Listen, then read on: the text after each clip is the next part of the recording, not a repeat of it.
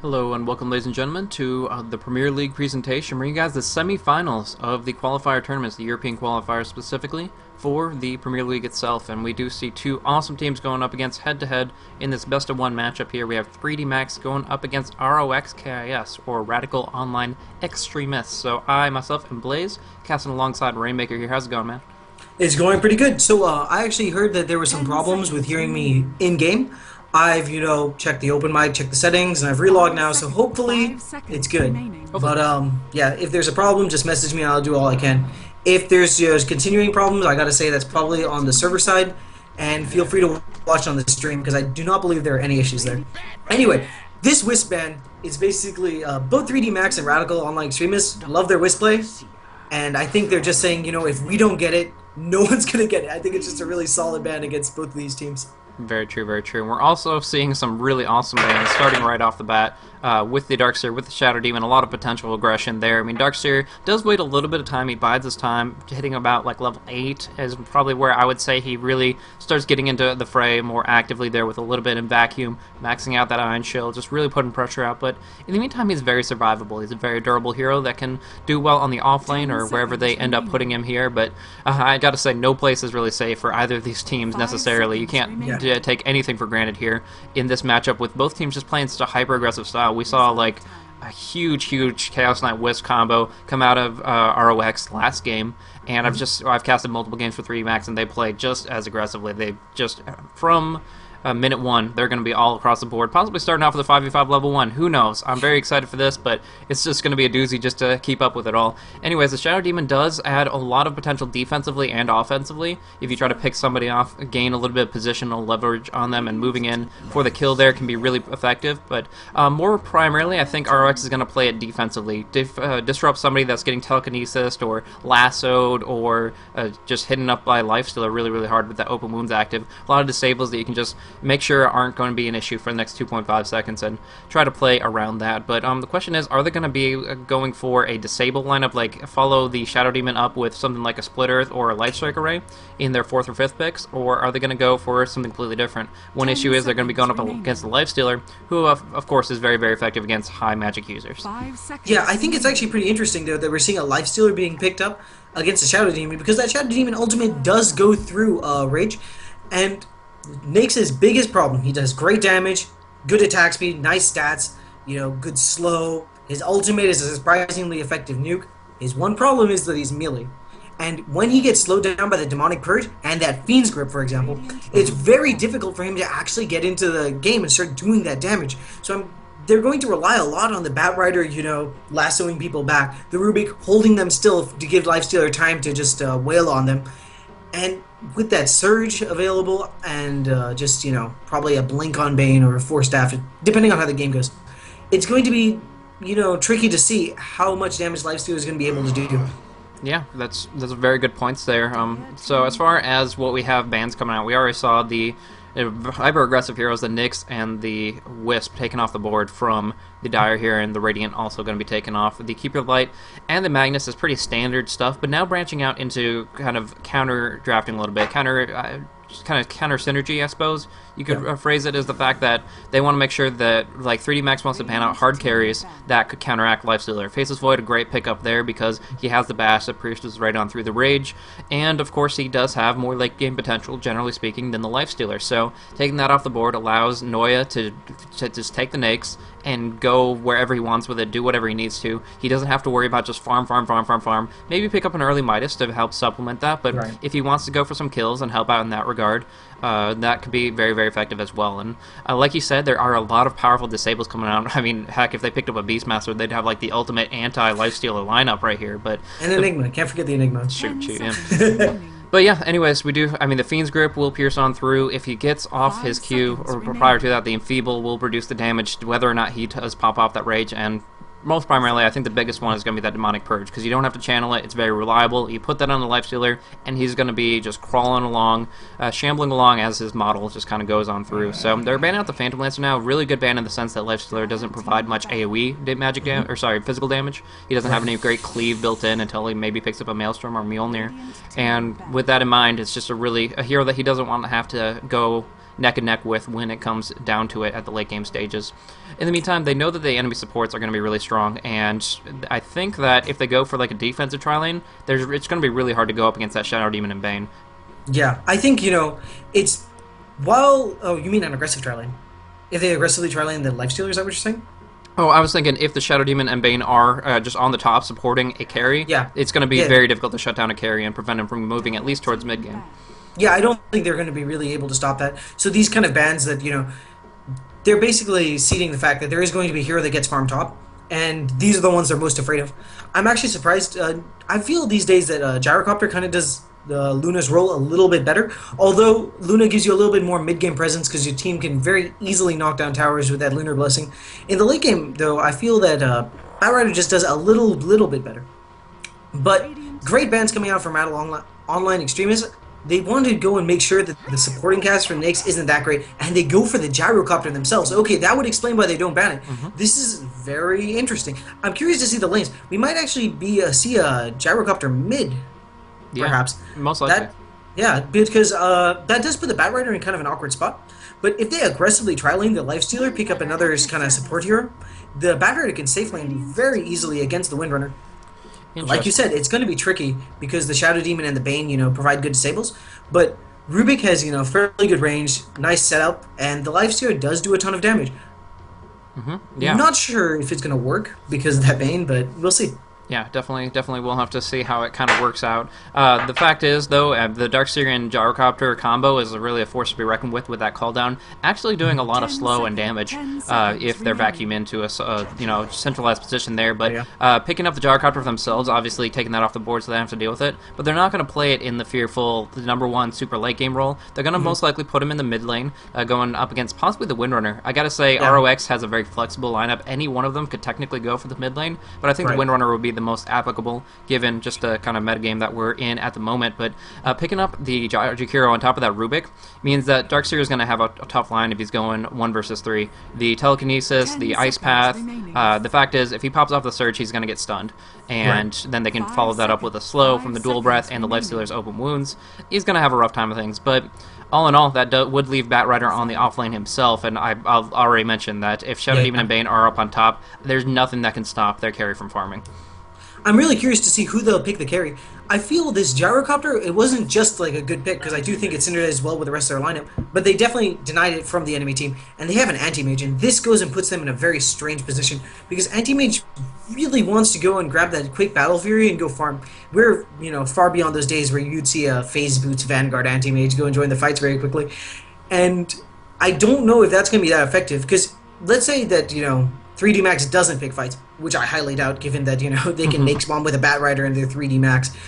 Even, if they decide not to farm, you're trading an Anti-Mage farming for a Gyrocopter farming with a Nyx farming. So, it's putting them in a little bit strange position. However, one thing going for 3D Max is they have for Radical Online Extremists, is their supporting crew scales better into the late game than 3D Max. Not saying that Rubik and Jakiro don't do well in the late game, but if you compare that to a Shadow Demon Purge, if you compare that to Windrunner, that those double shackles are huge. Darkseer wall just gets better the longer the game goes. So in a late game situation, if Dire is able to pick up some hexes, I could see this game going either way. Yeah, but one thing, based on the hero picks that we've just seen, I can guarantee what the lanes are going to be now. They're actually going to try to contest the top lane. They're going to go 3 versus 3 here. Go Noya, Hyak, and Bowler up top, I believe. I mean, actually, they're heading down bottom for the time being. I'm not sure about that, but obviously Gyrocopter can't farm safely up on top. He's going to go for, I would think he would go for the bottom lane and farm safely while they have an aggressive tri-lane of Rubik, Jakiro, and, of course, the Lifesteal himself going up top, because Hesta Joe is their mid player. You can see he has 350 gold stored up. He's going to go for that quick bottle or just boots, honestly. He doesn't really need mana that badly. So one way or another, Hesta Joe will pick up that mid, but for the time being, going as 5, securing their bottom lane, but I believe that most likely we're going to see up on the top lane those 3 heroes that I mentioned before. In the meantime, we do of course see Yul picking up the Bane up top with Biz, his buddy there. Gonna be he loves doing that. Like in the mid lane last game, all he did was do that reality rift over and over, just kind of juking out his animations. But doing that with the Anti-Mage, with Hardiv gonna be supporting up there as well. So given the current positioning that they're in, I'm kind of back and forth with my mindset. I've seen these guys play a lot, and Noya loves to play like a Luna on bottom, and Gyro fits right on into that role. Right. But the fact of the matter is, Lifestealer has been pulled a lot of regeneration, and Ace actually generally plays their offlane, picks up heroes like Windrunner and other survivable heroes. So they have a lot of different ways to do it, but honestly, what I'm The thinking they might Darkseer be showed doing right himself. now. They just saw the lane though. I think what they were waiting to see is if it was going to be the Darkseer would be either maybe like they needed to know what lane he was in. If they were soloing top and tri-laning bot, which I highly doubt because they're an anti-mage, but they could have done a dual lane with the anti-mage Disruptor mid, which is surprisingly effective. Not Disruptor, Shadow Demon mid. Sure. And now that they see the lane, I think they can adjust accordingly. It does look like they're putting the tri-lane bot, however, No, I or think they're just going they for a got a level one jungle gank. jungle stealer, I think, because they pulled him Oh, a lot of right. regeneration. I don't know. I mean, they could have given that to him later, but he's chopped down a lot of trees. He's made Yeah. really effective farm routes, can choke point jungle just a little bit right here, and I think, yeah, they're just going to start off with that feast and try to give Lifestealer every opportunity he needs to choke point, reduce the amount of creeps that can be attacking him from this position Yeah. here, so that he can just get a lot of good feast, single target action going on, and that's going to work out for him pretty effectively. The fact of the matter is, they, like I said, they can't contest this lane of Bane and Shadow Demon. There's not a chance you can shut down this anti-mage, and most likely you're just going to get completely wrecked by the amount of disable and damage and Right. harassment they provide. So, all in all, I think Seven this stacks isn't... on mid lane. There actually might be. They might go on mid lane. 7 stacks up. Yeah, he pops off the wind run, slowing him down a little bit. 8 stacks, just two right clicks could have God. done it, but did not want to have to go up against the tower there. Hestajo 9 taking stacks. an early lead right here, but Magic Stick already up for the Windrunner, saving up so much money where they're only started with 4 branches. Picked up a Tango and a Magic Stick before moving on to like the bottle and items like that. But now Bane transitioning on in, looking for that Nightmare, trying to start things off. Can they get it? They do get the Nightmare. Now going for the Disruption. They're going to have such positioning advantage, but will it be sufficient? The Power Shot does land. A couple more right clicks, and that barrier is going to fall for the first blood. Hestajo dropping down hard D, picking that up for himself, so probably a Flying Courier, if not a Boots of Speed really early for him. Yeah, I love what these supports are doing. They see there's no one top. They don't need to go and babysit the anti-mage anymore. Just let him free farm. Try to go and get action on on the mid lane. Meanwhile, the Radiant supports are just looking to get some levels, and you know what? I can't really blame them for this because both of them really badly want level 2 before they're able to do anything. Also, on this, on another note, we're seeing a really interesting build here from Gyrocopter, which I think is basically meant to kind of counteract the Darkseer.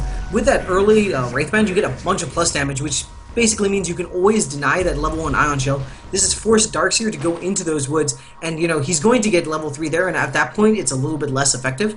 But just really good, on the ball thinking coming from this Gyrocopter, because oftentimes you see like players just go and get the same builds every game. And, this just goes to show it can be very effective if you go and switch it up depending on the situation. Ace dropping really low in the jungle there, committing himself to less than 25 HP there. Really just counting his blessings on that Stout Shield and what it can provide there. But in the meantime, there is that Smoke Kink.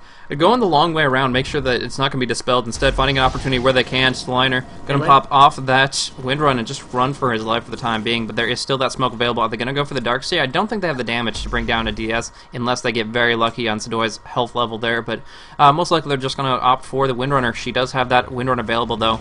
And as well, a 10 charge Magic Stick popping up a Power Shot there. We'll be able to heal up as needed and kind of duel it out with the Batrider. Trying to kind of surprise... Oh, going past the tower, aggroed the creeps. Wanted to maybe go for a bit of a dive there, but now that they're revealed, they're just going to have to fall back, and that's a lot of time wasted for the 3D Max supports. Yeah, and that's time they really can't afford, because every time this Rubik isn't pulling, they're still level 1, right? The Jakiro just hit level 2. They're really far behind. They want to get those levels. If you compare that to the Dire supports, that's almost level 3 on the Shadow Demon. I believe the Bane is... No, she is also just about level 3. Great pulls coming out, stacking the camps, and that's very effective when you have a Darkseer. I would really prefer to go and see the Jakiro start stacking camps for that Nakes. Maybe even get a level of Liquid Fire just to go and make it very easy for him to clear those out. This is going to be a very fast Battle Fury on the Anti-Mage, by the way. Like, he's going straight Battle Fury, even skipping Brown Boots, and he'll have it by about maybe 10 minutes. It looks like Blaze has stepped out for a second, so I would encourage you guys to go and watch it in-game because he is controlling the camera. No, the Anti-Mage is farming very well, by the way. He's going to have that Battle Fury in around maybe 11, 12 minutes, and that's going to lead to a lot of... he's going to be able to split push very effectively. That's a bit dangerous when you're playing against a Batrider, and this Batrider looks like he's being reduced to auto-purring against the Windrunner. Going for... That's a Hand of Midas on the Gyrocopter, by the way. But it's very difficult to do this when you can't see my camera. Anyway, the Anti-Mage is farming well, the Gyrocopter is farming well. Mid lane's not going as well for the Batrider as they could be with that death. and they're just in a very interesting spot right now. I hope that they're able to get some momentum going on the Radiant side, because with this kind of Battle Fury timing, they're not going to be able to shut him down. Now, Are you back, Blaze? yeah, I'm good. So as far as last hits go, we are actually, I mean, of course, like you said, the Anti-Mage and Gyrocopter are generally neck and neck. The Midas will allow Noya to pull ahead pretty aggressively here, but beyond that, the Darkseer is doing pretty good in the jungle as far as creeps go compared to the Lifestealer. Lifestealer is just one hero, though. He is a powerful hero, especially when he gets some good farm. The fact of the matter is, in the jungle, he won't be able to farm nearly as fast as heroes like Enigma or a Darkseer, or even like, you know, obviously the old Lycan was very effective in that as well. Yeah. So comparing that to a Lifestealer, he just is a single target. He can sustain well with that feast, especially once he gets to rank 3. He can pretty much jungle indefinitely, but it's not the fastest thing in the world. Sitting at only 800 gold right now, and his experience per minute isn't that hot as either, 166. It's better than getting, I mean, the fact is he wouldn't have been able to do too much on top lane, but now they're giving RoX the opportunity to push down this tier 1 tower using the siege creep. I believe they pulled the wave intentionally with a single pull to set them up for this kill here, and Anti-Mage unfortunately doesn't get the last hit on the tower, but the siege creep It's will more at least... gold overall, though, so it kind of works out. That's actually one of the more interesting mechanics. Sometimes you'll see the carry, like, on purpose not get the last hit. That's not what happened here, right? But a lot of the time you'll see someone, like, intentionally not get a last hit because it's more gold overall for the team. So that's something to keep in mind in your games. Yep, every little bit counts there, so that's pretty much setting them up there. But in the meantime, Gyrocopter with Brown Boots, with that Midas at 6 minutes in, is just, it's so much more powerful than a 9-minute Midas, because you add in a couple extra cooldowns that adds up to like 380 gold, plenty of experience. I mean, it's really, really effective to, you know, get a quick return of investment on what you commit with that Midas there. So effective. Nevertheless, it looks like Dyer's going to be warding up the enemy Ancients. I don't know if that would have been a big concern, the stacks coming on through just yet, but Yoel wants to keep tabs on that, and also make sure that Anti-Mage isn't getting transitioned and flanked in from like a top rune river gank coming out of the Radiant here. Yeah, I mean, if that ward lets the Anti-Mage play this far up, and that's, you know, really aggressive play, considering he doesn't even have Brown Boots. This is going to be a straight Battle Fury rush. Also, Anti-Mage went for that, really, the 1-on-1 build, and that really shows his commitment to farming. He doesn't actually want to get in fights, you know, even though they have the Disruptor, not Disruptor, they have Disrupt on their team, and it's going to allow them to, you know, do a lot of damage with that Mana Break. But he just wants to have, like, the tank ability to go and, you know, basically solo push, then get the woods, and just play very safe. I'm actually really surprised on the Radiant side. These supports aren't, you know, just, like, only pulling the wave and getting experience from themselves. And I'm kind of feel they should be stacking both for the Nyx and for this Gyrocopter, who's gone for that max flat cannon build. It seems like they're not making the best use of their time, because there's no way this Jakiro can kill the Darkseer. They have full vision of him, right? But he still has Surge, and they just can't get him. So I feel they should be a little bit more productive. With the Jakiro not getting any experience, you're just going to be really sad. It looks like we're seeing some mid lane pulls by the... he's probably just going to go and stack it for this Bat Rider. Could be effective. Also, Anti-Mage farming up very effectively right now means that they have the oh, sorry. Well, I was looking at one stack. You're looking at another, but there are some dire stacks as well, which the Anti-Mage can cleave on down with that Battle Fury that will be coming at relatively good time. They have the Claymore and the Ring of Health. Just needs a little bit more, about 800, so, or actually 600 and some odd, to get that cleave and be able to farm up very aggressively and just burn down the creeps really quickly. Flash around the creep wave a little bit, and, you know, he's been kind of doing that split push roll where he continues to put pressure on the top tower here. Just a few chunks bitten into it, but the big thing is that he's continuing to farm up very aggressively. 64 last hits, has complete control of that, and of course they do have that tower advantage as well. Now the Nightmare does come on mid. They have the Shackle set up perfectly, but it's on cooldown for the time being, so starting off with that Disruption, trying to find the timing for it. Power Shot goes on through, the Shackle will fly. No, just with that Brain Sap, with the Shadow Demons, rank 1 Soul Catcher does too much damage, and that's the second kill on the board, surprisingly so. I mean, you know, you can't underestimate the fact that the winner did have that double damage, so a little bit lucky on the Dire side. But, you know, that just shows, as soon as they knew they could have the damage to do it, they immediately went in mid. This great awareness by the supports. And that's an urn already picked up by the Shadow Demon. Also, I'd like to point out that this Bane is just carrying a smoke on him at all times. And a lot of support players you'll see in pubs, they'll go and, you know, you'll say, oh, we should probably go smoke now. But then you have to wait for the crow to come, and you just have to kind of, it wastes a lot of time, and then you don't have that great moment. So just, you know, really strong play by the support players on the Dire side. Yeah, now mid. Deny coming, it's going to be Bane getting the last hit there. I actually feel that Jakiro could have gone for the knife. He had the range, but just a little bit too far back, was trying to play it safe, and with that, Bane's going to get the last hit on the tower there. RoX taking the second tower of the game. The telekinesis pulls back into Noy, though. Darkseer might be their first casualty. The Ice Path will guarantee it, so they're going to be able to lock him down. Nice damage coming at Hesta Joe, now ranking up Firefly after his Napalm has already been finished off. But yeah, just setting it up. The Surge, I believe, came on out right when the telekinesis came on through, so all in all, they had good timing. They picked him off, and they got something out of it, but the fact of the matter is they could not deny that tower. They could not save the mid-tier 1, and now that smoke comes out, like you were talking about, having that instantaneous reaction saying, okay, this would be a great time to have a surprise gank from the side. We're going to take that moment, and the fact that this tower is down means they can move in through this path into the enemy jungle if they so wish, but for the time being, moving in possibly to flank up on Noya, who's up top now. Yeah, and the other big problem with that mid play is that they forced the gyrocopter to go mid, and he really doesn't want to do that. Yes, they made productive use of the time by sending the Nyx to lane, and are we actually going to see a really delayed Midas on Nyx? I think that's actually, a 10-minute Midas, it's not bad, and Nyx can definitely benefit from the attack speed, but this really goes to show how behind they are. They're really going to try to drag it to late game, and meanwhile they do get a kill.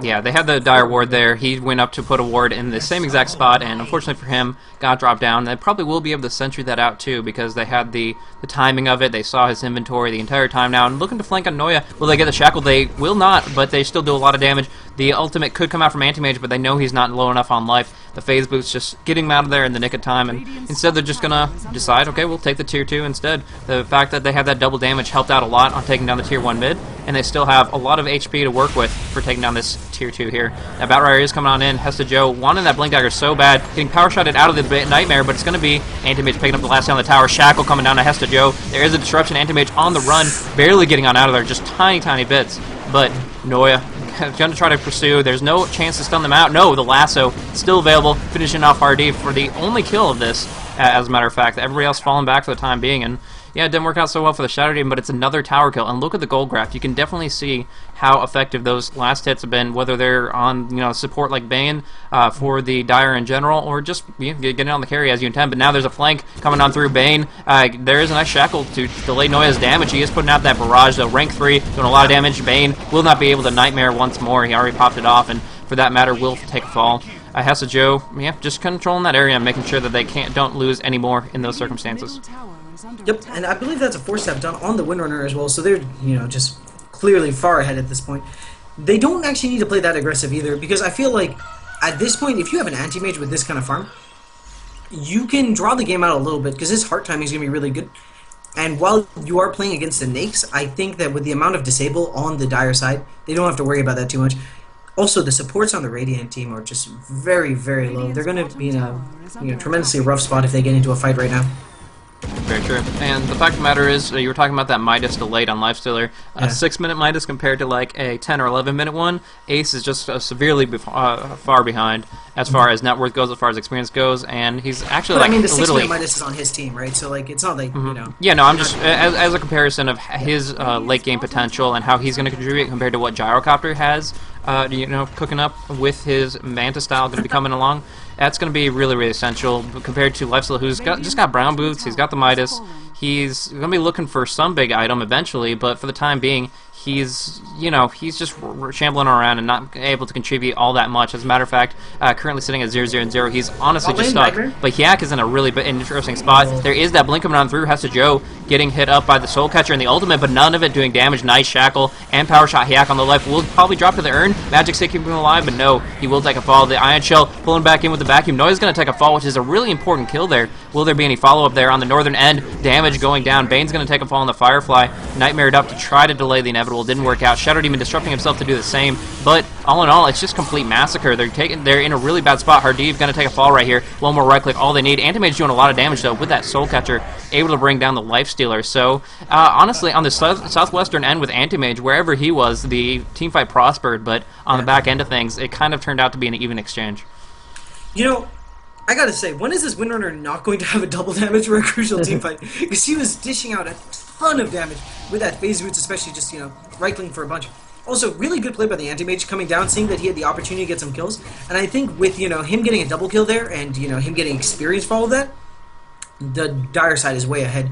Losing that Nakes and the Gyrocopter, at this point in the game, they're behind, right? They're behind 2 towers. Yes. 2 towers? No, more than that. Down 3 towers. No, yeah. wow, Dire hasn't lost a tower. Okay, no, I'm completely wrong. Yeah, They so- are down entirely 4 towers. I thought that bot tower was taken down a while back. Just But keep counting it up, man. They've had such a huge advantage. They've been. I mean, you look at the gold. It's past 7,500. It's insanely good items on the AM.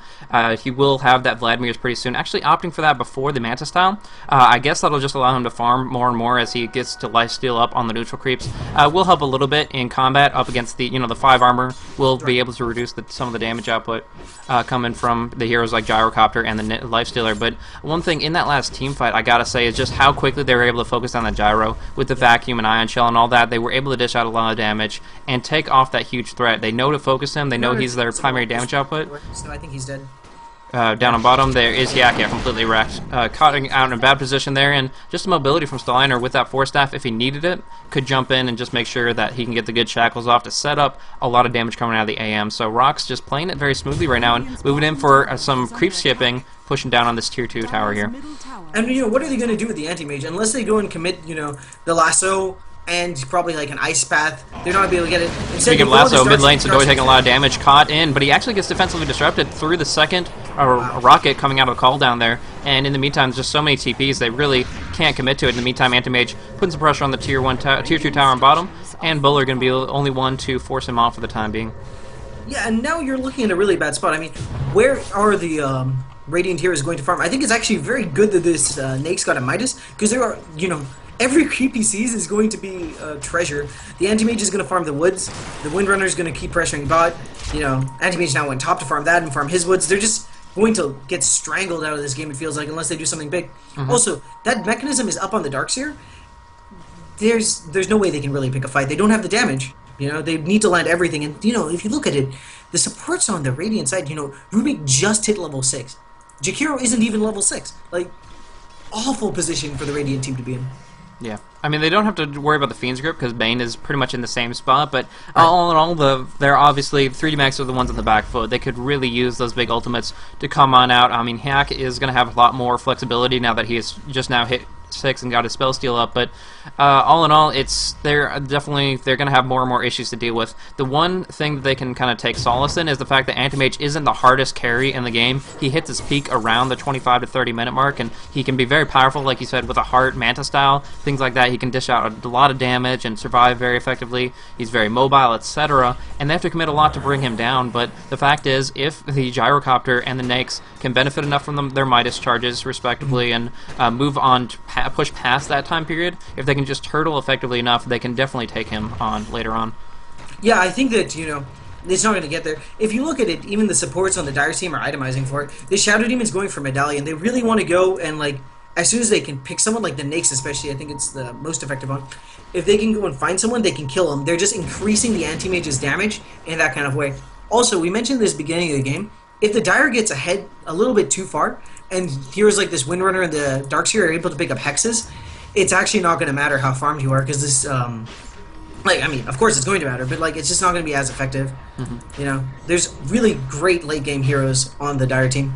Oh my gosh, this Anti-Mage has been bashed like 3 times in a row from the Roche. Had a bad time of that, but of course, getting a almost solo kill on Roshan in the sense that he got half the experience from that. I mean, actually, now that I think about it, Shadow Demon is probably in range of that, but that's perfectly fine. They got the Fiend's Grip up now. They want Shadow Demon to be able to contribute more and more with that Soul Catcher, as he's mostly been going for a poison build so far. But the fact of the matter is, Anti-Mage getting that last hit, getting the Aegis, and now he just needs a little bit more gold and he'll have that Manto. Yeah. So that'll be really nice. The great thing, it looks like they're going to be able to go on this. Yeah, with the ulti. Yeah, he's dead. Fiend's Grip. I mean, you won't be able to mana burn during the rage, but that's about it. The Shackle goes onto Hayak. Will they be able to finish the job? They don't want to commit to it. Underneath the tower, so many TPs in. They're going up against 5 underneath tower. They know they just can't commit just yet. Despite having the Aegis, I think they could have gone for it, but it would have been dicey. The fact that they already committed the Shackle, and Windrunner doesn't have that haste rune anymore, now sitting on Invis. Defensive disruption.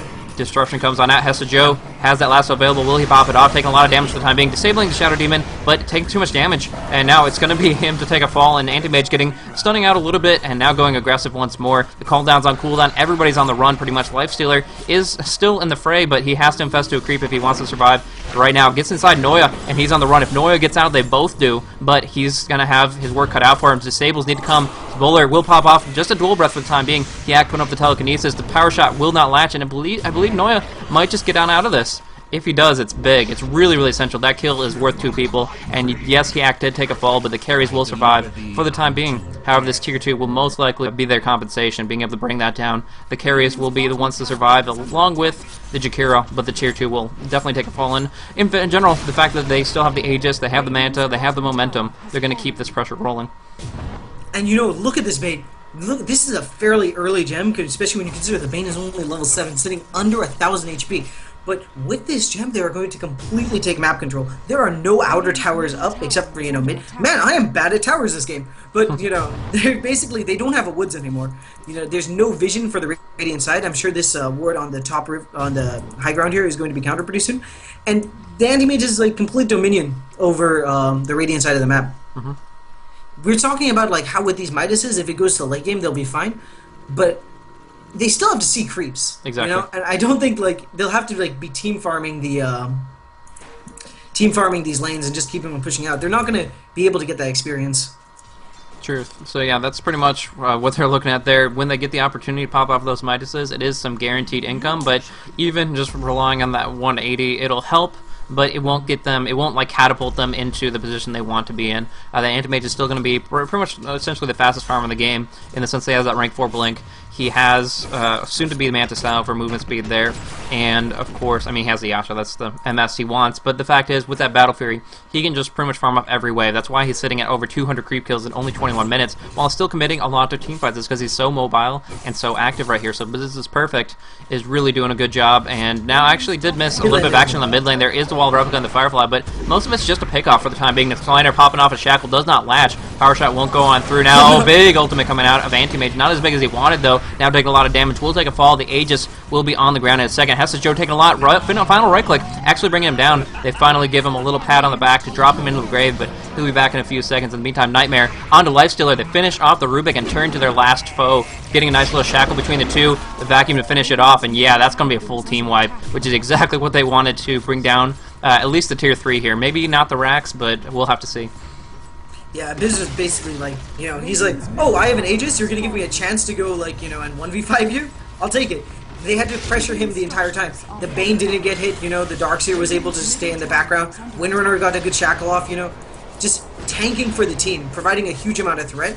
The Anti-Mage played that very well in my opinion. And I gotta say, I missed the all but the back end of that gank on mid lane, but it looked like they committed tons of resources to it. I mean, I saw the Macro Fire, the Wall of Replica, all that stuff. They didn't have it available in the team fight. They just moved it. They kind of changed the positioning of the team fight. RoX worked around it, and in the end, they didn't have to deal with all those big cooldowns. And of course, those are necessary. Every little bit of damage or disable potential is necessary for 3D Max, and the fact that I didn't have those available just was kind of making sure that they didn't have any opportunity to come back from that. So now they still have control of the map entirely, except for this one ward on the plateau. Bane survived, has that gem, and of course just the full team wipe aspect of it continues. The reign of the Anti-Mage right now, no fun at all. 17k and moving on towards that heart in no time at all. Yeah, I want to just point out something. So the Anti-Mage, RoX really knows how to play with an Anti-Mage. Like I always thought of them as a super aggressive team, but they have a great understanding of how you want to play with an Anti-Mage on your team.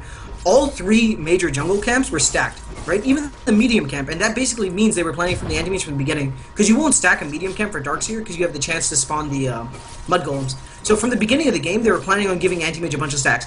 Their Ancients were stacked. They had just a complete setup. I believe the Anti-Mage picked up a Yasha, then farmed through all of the stacks that his supports gave him, and by the time he was done, he had a Manta. Like, they really had a plan. And I think, just congratulations to them for executing it with this kind of precision. Oh, Hesta Joe popping off the lasso now on really low life. We'll be able to get on out of there, and so will the Rubik. No, 4-staff Sadoy popping up that surge. He actually has a Blink Dagger available as well. Really wants to bring somebody down here, but at least on cooldown for the time being. There is, he finally finds Hiak, looking for him, but the Anti-Mage Blink was stolen. The Shackle will only go on the creep to the tree, and with that, they're actually all going to get out alive, but it goes to show what they're looking at right here. Although they had no casualties out of that, they walk in, commit a Flaming Lasso with the Blink Dagger initiation. They're strung out, they can't follow up, and all they can do is run for their lives, now pendant in their base once more, as Anti-Mage continues to do what he does best. You know, and if you look at it, that's a level 11 Bat Rider, so that's actually a very long cooldown on the lasso. It's, you know, got 20 seconds to be up, but, like, if the Anti-Mage was mid, I think they could have just pushed high ground there. But it looks like they're just going to split push, force them to commit on mid lane, you know, and then you have the wall available, you have the defensive disruption available, and that gives more than enough time for the Anti-Mage to show up and give him real hurt. Sure enough, sure enough. Well, we have a very slight lull. We do actually see an initiation coming in. There is the call down, there is the Bat Rider ultimate, there is a wall of replica as well. So much damage across the board. Sadoi on low life, on low mana, and it looks like Yoel's actually going to be able to get a full ulti off on the BKB Gyrocopter. So, although they were taking a lot of damage back, it's going to be Anti-Mage coming back in after diving through the tier 4s, doing some damage, trying to bring down whatever he can, but he is now on low life without an Agency Immortal, duking it out, trying to lifesteal as best as possible, but blinks away at the last possible second, and in the end, it's actually going to be Noya able to dish out a lot. Now, oh my gosh, if that Flame Break had hit the Darkseer, it's not gonna, he's going to TP away, but still, 3 Max hold the line for the time being, but they lost their tower, they lost a couple heroes there, and of course, Gyrocopter, he got his BKB at pretty much the exact time he needed to be able to do that. I mean, Yoel did disable him, but nevertheless, if he didn't have that BKB, he would have been fried as well. So, yeah, 3 Max actually hold the line for the time being, but I'm not sure if it'll be enough. I mean, when you consider the tower is actually down from the last push, I believe, that's, like, fairly impressive. But I think the wall wasn't, you know, perfect. It looks like, wow, is that actually going to be a Shivas on the Darkseer? If that's a Shivas, that's very good against the Nakes. The slow is relevant, and the minus attack speed aura is great. And, you know, just additional damage is also what you need when you're looking to go high ground. But if they just wait a little bit on the Radiant side, you know, there's a Django on the Shadow Demon now, and that's very effective. There's, what is it? There's, this Windrunner's about, you know, 1,500 away from having an Hex. Jesus, Blaze, take a second. I need to get some water so I can talk. No problem at all, no problem at all. So Gyrocopter is farming up decently right now, but it just pales in comparison to how much AM has gone forward, moving in towards 300 last hits, doing very, very well for the time being. And yeah, they were able to take a fight here, and that does kind of shift momentum a little bit. We see that there's a little bit of a plateau in the experience and gold advantage, but it's still substantial. There's still a lot of items on the board. Like you said, there's the drum. There is going to be a drum coming out. There is going to be Shiva's coming out eventually as well. A Blink Shiva's initiation on a Darkseer like that can pop off a lot there, so that's pretty effective. But all in all, beyond that, it's just the fact of the matter is Anti-Mage is nearing his peak time. I was talking about 25 to 30 minutes. Once he hits about 30, he's going to want to finish up the Agency Immortal, kill down Roshan, and push for the win. That's what they really need to focus on doing, as they have good disables. They have, you know, the Bane, they have the Windrunner, and those will be very relevant. But Gyrocopter with that BKB, moving towards a Demon Edge item, whether a Crystallis or just an MKB most likely to counteract a potential future Butterfly. Either way, Noya's going to be able to deliver a lot of DPS, and they're actually going to go for a smoke. So this is an interesting play. They want to maybe contest a Roshan that'll be spawning in just under a minute. Who knows? But if they can get a pick off here, that could really, really swing things in their favor. In the meantime, are there any stragglers? Stellainer, a little bit out of position there, but has that 4-staff, has Windrun, and it looks like it's going to be the Shadow Demon actually that gets picked off right here. They start off, they get the Blink initiation, their lasso goes on through, and there's just too much damage. Definitely going to get dropped down there, and they only committed the lasso, essentially. So now, in a 5v4 circumstance, do you think they can contest this Roche, seeing as there is a call down and the choke point and the Macropyre, etc.? You know, I don't think so. And that's mostly because you're playing against the Darkseer, so if there's like a good wall against them, they're just going to die to their own Gyrocopter. While he does have that BKB, it's going to just be a pretty tense thing. I don't know if they'll be able to contest it in the end.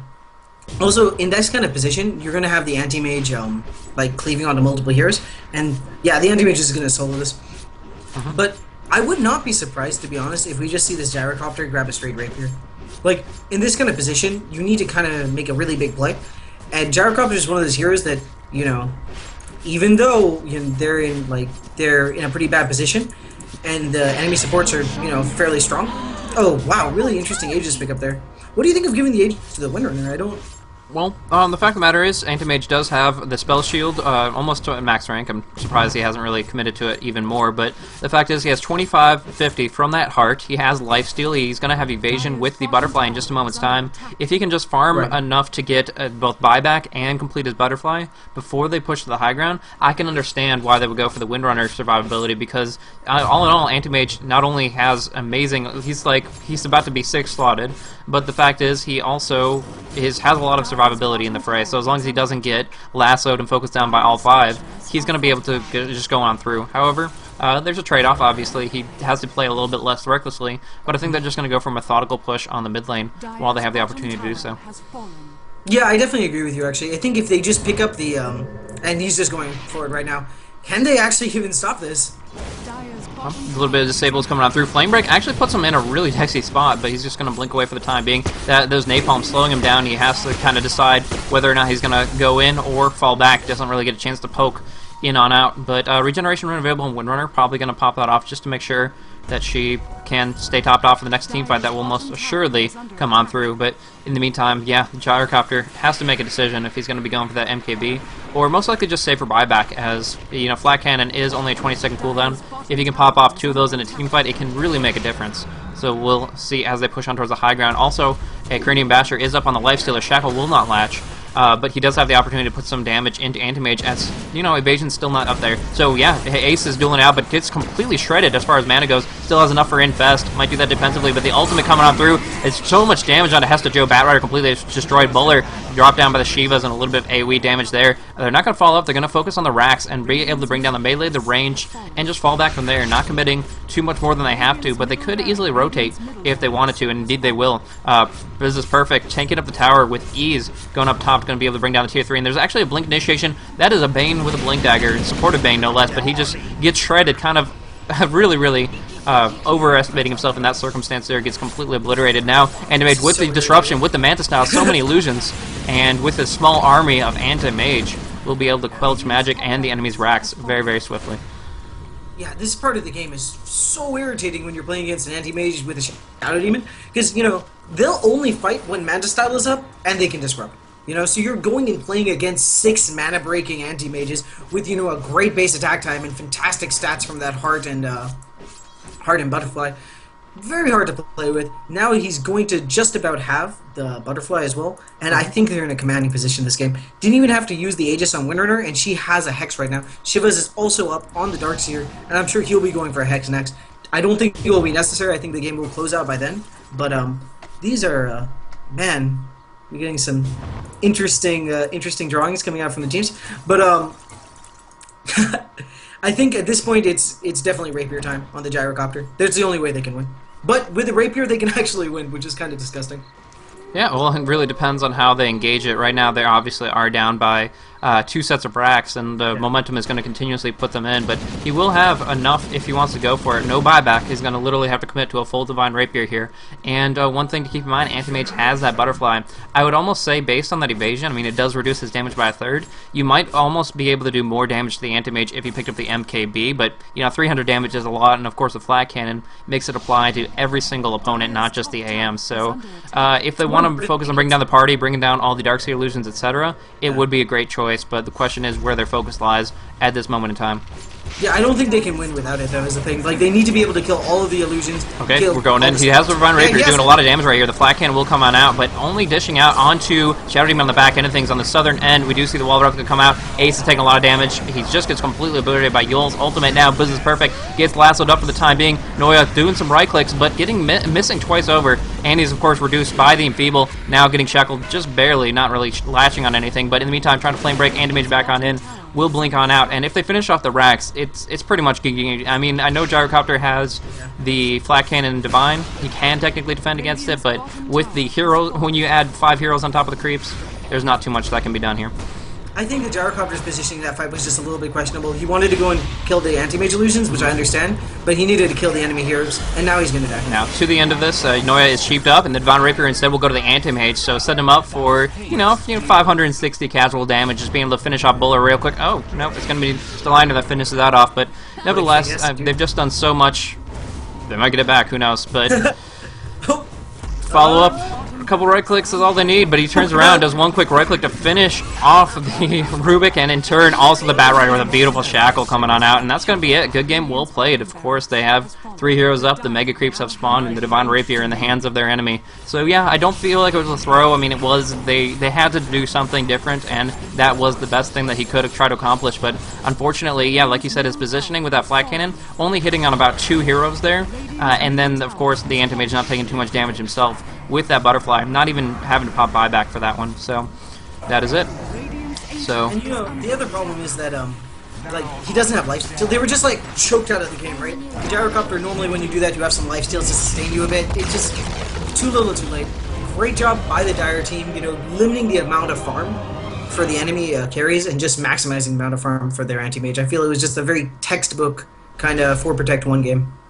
Sure enough, and I mean, they stacked very well. They really made sure that he could transition to the mid game rapidly, and played him as a hard carry, aggressive farming anti-mage that just overwhelmed the opposition. Didn't die once. They always had his back in any circumstance there, and setting up for 382 last hits. I mean, what can you do against that? Gyrocopter Lifestealer is a great start, but the fact that Lifestealer had to just go for the jungle because of the power that was in that top lane really put them on the back foot to begin with, and I guess just the double Midas wasn't enough to pull them into the game. 34 minutes, Anti-Mage carrying it up to make sure that RoX is going to take the win here, and this was a semifinal. No, yeah, it was the first of the two semifinal games, Yep. so that means that they're going to proceed on into the finals. They are one of the two finalists for the potential to qualify into the Premier League, which is, of course, a $10,000 league tournament.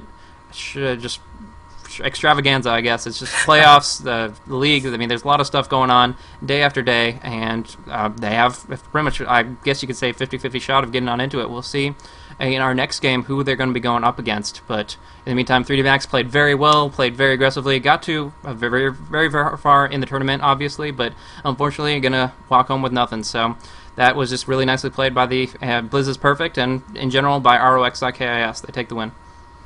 Yep, GG's, guys. Great game. Good game. So we'll go on to the next semifinals in just a moment to see who they're going to be going up against. But thank you guys so much for tuning in thus far, and hopefully you guys enjoyed.